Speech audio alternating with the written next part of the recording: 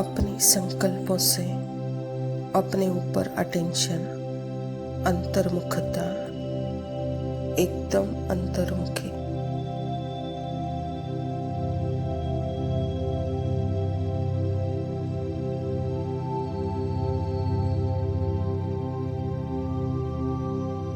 तो धीरे धीरे यह फ्रीक्वेंसी भी कम होती जाती है। इस कामुक इंटरेक्शन की, लस्ट इंटरेक्शन की, और एक दिन वह खत्म भी हो जाती है।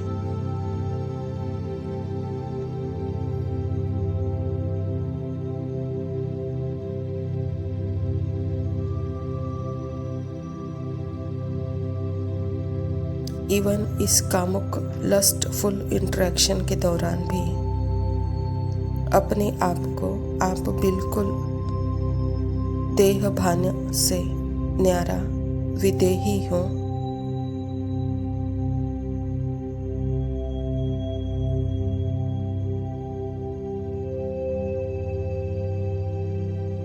देह मेरी है ही नहीं, सेंसेशन एक संकल्प है, कुछ भी सत्य नहीं है।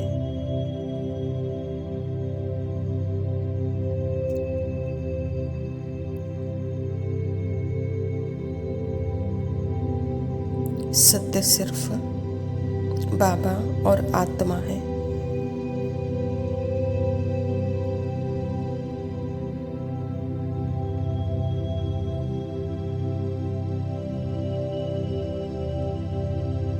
बाकी सब कुछ छूटा तो अपने आप ही धीरे धीरे वो आत्मा भी परे होते जाएगी इन चीजों से।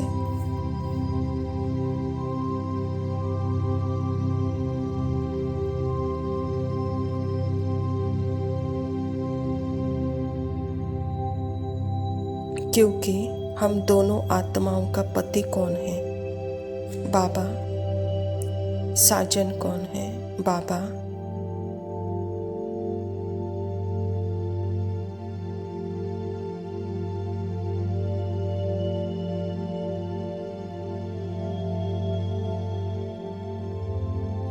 बाबा ही हम सारी आत्माओं का साजन भी है, बाप भी है।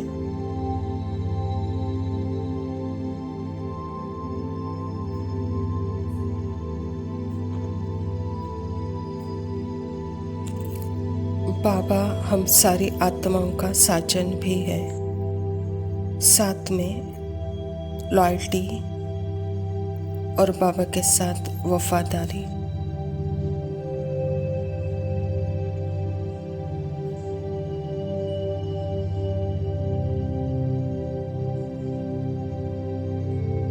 अगर वो विदेही है तो मैं भी विदेही। अगर वो निरसंकल्प है तो मैं आत्मा भी निरसंकल्प, और सारी आत्माएं भी वैसे ही है।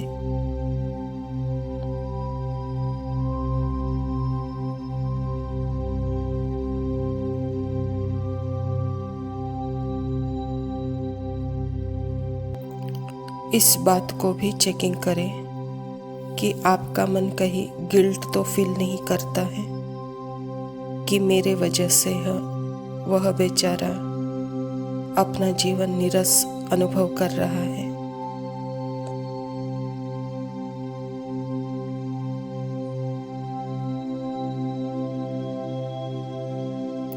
यह चेकिंग करना, यह सूक्ष्म चेकिंग बहुत ही सूक्ष्म है, क्योंकि हमारे अंदर एक संकल्प बोलता है पुराना संस्कारों के वश, अरे मेरी वजह से वह दुखी है,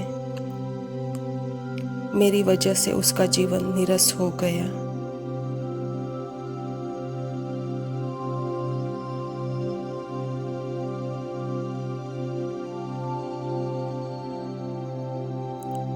और यही संकल्प का जो गिल्ट की भासना का आभास देता है।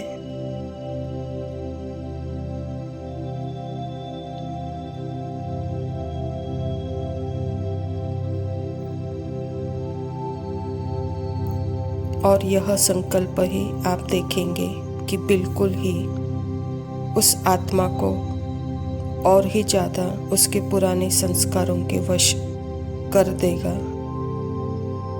सामने वाली आत्मा को।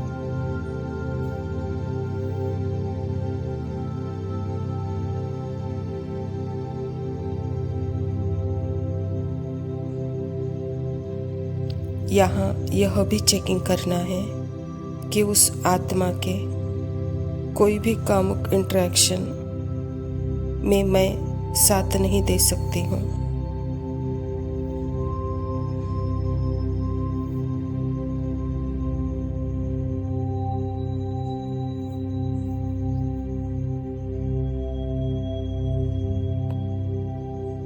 तो आपको पता है, आप किसी की भी कामुक इच्छाओं को, उसके एडिशन को पानी नहीं दे रहे हैं।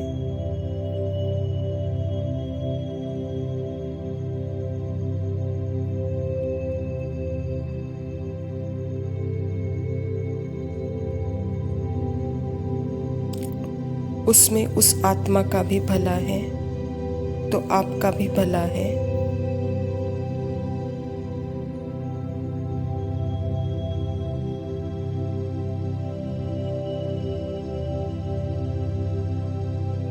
क्योंकि वह भी अपने आप को देह के जेंडर के वश होकर, अपने आप को आदमी या औरत समझकर ऐसा सोच रहा है। इसका रस इन्हीं चीज़ों में है।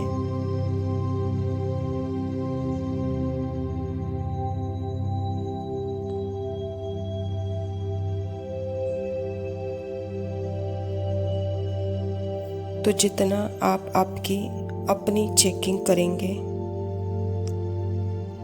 अगर थोड़ा सा भी भान है कि अरे मेरी वजह से वह बेचारा दुखी है, नीरस है, अपना जीवन तो मैंने पवित्रता की धारणा में हूँ,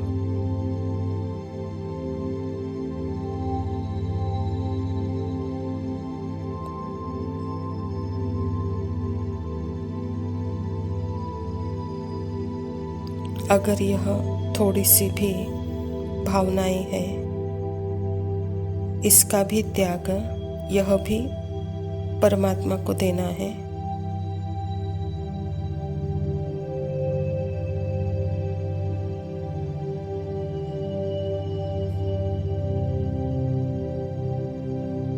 इन भावनाओं में फंसना नहीं है। यह आत्मा की भावना नहीं है, यह हमारे अंदर रहने वाले भूत की भावना है, जिसको हम कहते हैं काम का भूत, गिल्ट का भूत।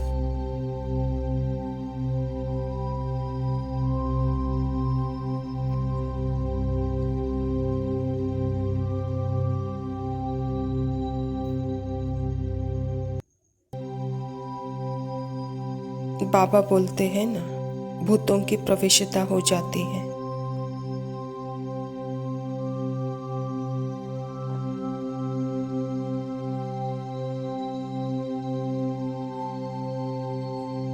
मतलब कोई बाहर से भूत नहीं आता है, हमारे ही पुराने संस्कार है भूत। तो सदा अपनी चेकिंग अर्थात संपूर्ण अंतर्मुखता,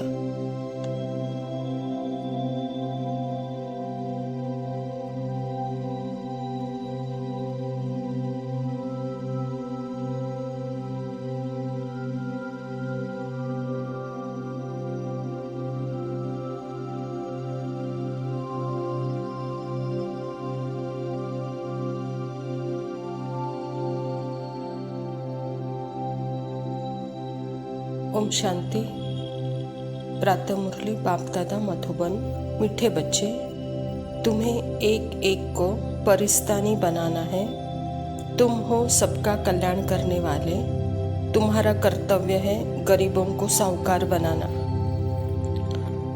स्वयं परमपिता परमात्मा शिव बाबा प्रजापिता ब्रह्मा के तन में आकर के सृष्टि में महापरिवर्तन का वेला चल रहा है, क्योंकि परमात्मा का आना अर्थात महापरिवर्तन का वेला है। परमात्मा ही इस कब्रिस्तान को परस्तानी बनाते हैं। तो आप परमात्मा के बच्चे अपने स्मृति स्वरूप की स्थिति में रहते हुए अपने कर्तव्य को अर्थात जो अपने आप को देहाभिमान में अनुभव करते हैं और सदा ही इच्छाओं के पूर्ति के लिए जो कि गरीब अनुभव कर रहे हैं, तो बाबा कहता स्मृति अर्थात ही समर्थी, और जहाँ समर्थी है वहाँ साहूकारपना है, भरपूरपना है, सर्व प्राप्तियाँ है, सर्व अविनाशी है। तो तुम्हारा कर्तव्य है बच्चे गरीबों को साहूकार बनाना, कहता बाबा। प्रश्न है, बाप का कौन सा नाम भल साधारण है लेकिन कर्तव्य बहुत महान है? उत्तर, बाबा को कहते हैं बागवान खिवैया।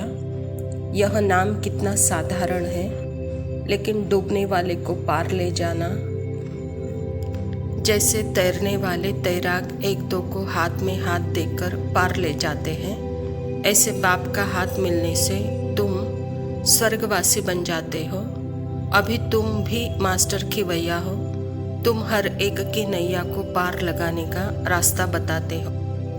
बाबा कहता बच्चे यह नाम साधारण है लेकिन कर्तव्य बहुत महान है, कहता बाबा, जो कि डूबने वाले को बचाना और बचा के पार ले जाना। सही में यह कर्तव्य बहुत महान है और यह कर्तव्य मात्र परमात्मा पिता ही कर सकता है। तो जो परमात्मा के हाथ में हाथ देते हैं वह तो जैसे पार हो जाते हैं, स्वर्गवासी हो जाते हैं। तो हम सभी आत्माओं को सदा परमात्मा के याद में, प्यार में, उसके श्रीमत में रहना है। तो जैसे हम भी पार हो जाएंगे, हमारी नैया पार हो जाएगी। दूसरों के लिए जैसे हम मास्टर खिवैया हो जाते हैं, कहता बाबा। धारणा के लिए मुख्य सार है, पहला पॉइंट है नर से नारायण बनने के लिए रोज सत्य बाप से सुनना है, सत्संग करना है, कभी मनसा वाचा कर्मणा किसी को दुख नहीं देना है। यह स्कूल है ही नर से नारायण बनने के लिए। परमात्मा ने ही हम बच्चों को लक्ष्य दिया है कि बच्चे यहाँ नर से नारायण, नारी से लक्ष्मी बनने का यह ईश्वरीय विश्वविद्यालय है। तो इसी लक्ष्य से यहाँ आकर जो परमात्मा हमको पढ़ाते हैं वह हम पढ़ेंगे तो भविष्य में श्री लक्ष्मी नारायण बनेंगे। तो बाबा कहता बच्चे यह सत्संग भी है। सत्य का संग करना अर्थात किसी को भी मनसा वाचा कर्मणा दुख नहीं दे सकते, कहता बाबा। दूसरा पॉइंट है विजय माला का दाना बनने व पास विद ऑनर होने के लिए याद की रफ्तार तेज करनी है। मास्टर पतित पावन बन सबको पावन बनाने की सेवा करनी है। बाबा कहता विजय माला का दाना बनना है और पास विद ऑनर होना है। तो मैं कौन हूँ उसी स्मृति में रहते सदा परमात्मा के साथ में अगर हम कंबाइंड है तो जैसे उसके याद में है तो वहाँ रफ्तार जैसे तेज है, कहता बाबा। तभी आप विजय माला का दाना और पास विद ऑनर बन सकते हो। वरदान है परमात्मा याद की गोद में समाने वाले संगम योगी श्रेष्ठ भाग्यवान आत्मा भव। बाबा कहता संगम योगी सतयुगी स्वर्ग से भी श्रेष्ठ है, क्योंकि अभी का गायन है अप्राप्त नहीं कोई वस्तु। ब्राह्मणों के संसार में एक बाप मिला तो सब कुछ मिला। अभी आप बच्चे कभी अतीन्द्रिय सुख के झूले में झूलते हो, तो कभी खुशी के, कभी शांति के, कभी ज्ञान के, कभी आनंद के, और कभी परमात्मा गोदी के झूले में झूलते हो। परमात्मा गोदी है याद की लवलीन अवस्था। यह गोद सेकंड में अनेक जन्मों के दुख दर्द भुला देती है। तो इस श्रेष्ठ संस्कार को सदा स्मृति में रख भाग्यवान आत्मा बनो। परमात्मा हम बच्चों को अपना परिचय देकर हम आत्माओं का कल्याण करने के लिए इस धरा पर आए हैं। तो बच्चे यह जैसे निराकार का निराकारी के साथ मिलन, तो यह मिलन सतयुग में भी नहीं है तो सतयुग से भी श्रेष्ठ यह संगम का गायन है। बच्चे जहाँ परमात्मा पिता आपका बाप है तो वहाँ कोई अप्राप्त वस्तु नहीं। आपके संसार में तो जैसे बाबा कहता है कि बच्चे, जब बाप आपको मिला है तो जैसे सब कुछ मिला है, तो बच्चे सदा अपने अतीन्द्रिय सुख के झूले में, सुख शांति आनंद ज्ञान के झूले में, परमात्मा के गोदी में सदा झूलते रहो। यह याद की लवलीन अवस्था है। और बाबा कहता है कि बच्चे, यह सेकंड में अनेक जन्मों का दुख दर्द भुला देने वाला यह गोद है, कहता बाबा। तो सदा इसी का अनुभव करते हुए भाग्यवान अनुभव करो। स्लोगन है, ऐसा सपूत बनो जो बाबा आपके गीत गाए और आप बाप के गीत गाओ।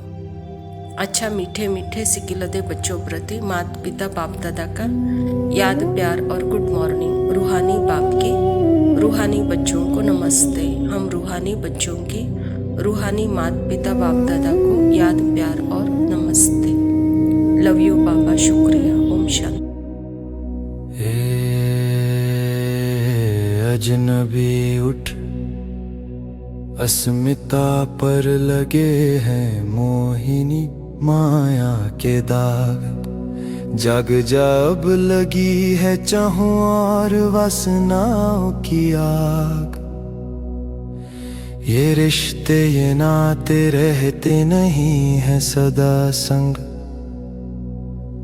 विकृत स्मृतियों की छाया का चढ़ा है रंग।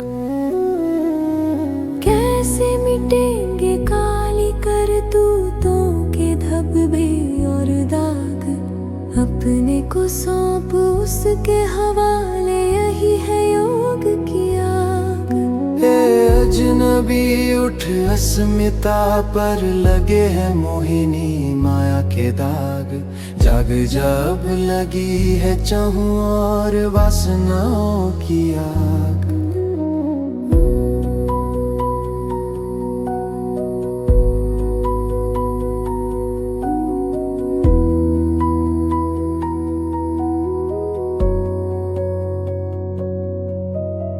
इस दुनिया में मत कर जीने की पहल।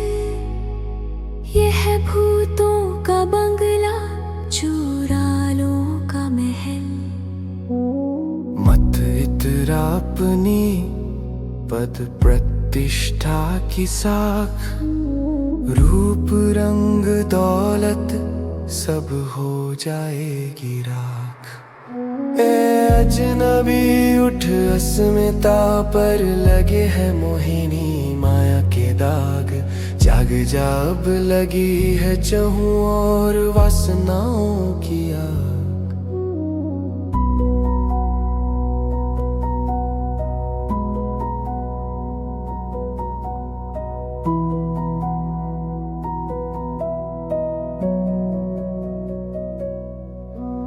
धन कमाया नाम कमाया, माया का अंबार लगाया। अंत समय जब पीछे देखा, साथ ना कोई अपनाया। पग पग पीछे है सुनहरी मृग तृष्णा के ब्रह्मजाल। थाम ले दामन उस प्रभु का, रहोगे खुशहाल। अजनबी उठ, अस्मिता पर लगे हैं मोहिनी माया के दाग।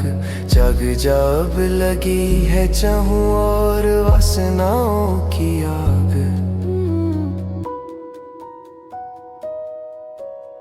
जाग साधक अब योग लगा ले, मायावी दाग मिटा ले।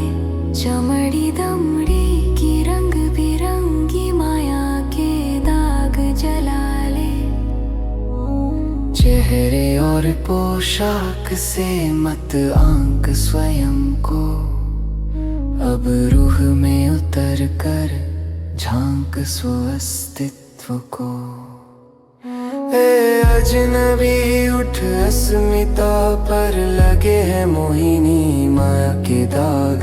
जाग जब लगी है चाहों और वासनाओं की आग।